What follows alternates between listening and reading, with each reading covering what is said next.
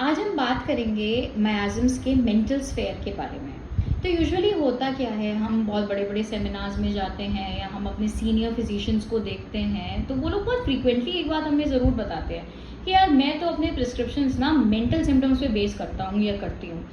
And यहाँ पे हम परेशान हो जाते हैं क्योंकि अक्यूट्स में मेंटल्स लेना इज़ वेरी ईज़ी, लेकिन क्रॉनिक या मिक्स्ड मैज़मेटिक केसेस में आपका मेंटल सिम्पटम्स ले पाना थोड़ा सा डिफ़िकल्ट हो जाता है। उसके 3 रीज़न्स हैं।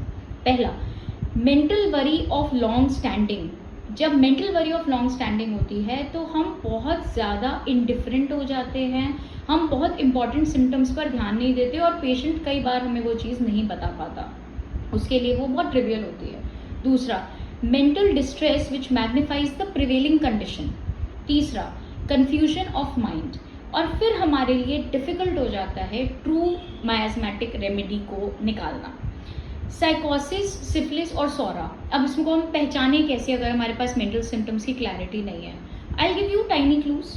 तो साइकोसिस में जब भी हमें कैसे पहचाने हम हमारे पेशेंट को साइकोसिस है, हमें एंग्जाइटी मिलेगी, रेस्टलेसनेस मिलेगी, फियर मिलेगा। पेशेंट कॉन्स्टेंटली अपने ऑर्गन्स को एग्जामिन करेगा, सपोजिटली हैंग नेल्स की टेंडेंसी है और वो ब्लीड कर जाते हैं और आपने मेडिसिन दी और पेशेंट को बेहतर लग रहा है, बट हर बार जब वो आपके पास आएगा तो he will touch your nails और make you try to touch his or her nails कि आप एक बार देखिए डॉक्टर साहब, जरा अप्रिशिएट करिए, अब हैंग नेल्स तो नहीं है, अभी दोबारा तो नहीं हो जाएगा, अभी तो ठीक है, कल को दोबारा तो नहीं हो जाएगा, इसमें नहीं है, कल को दूसरे नेल में तो नहीं हो जाएगा। तो जहाँ पे भी आप ये ओवर इंस्पेक्शन देखोगे, एंग्जाइटी, रेस्टलेसनेस, हिस्टीरिया देखोगे, तो समझ जाओ कि वो एक साइकोटिक पेशेंट है। दूसरा, सौरा में क्या होता है, कोई भी मेंटल सिम्टम हमें तब मिलता है 2 चीज़ों में।